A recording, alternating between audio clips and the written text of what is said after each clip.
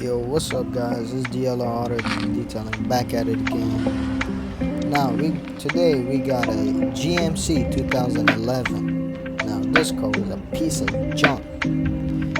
It was a piece of junk when it was driving, piece of junk when it was turning the AC. Man, I don't even know. I don't even know how the customer got it over here.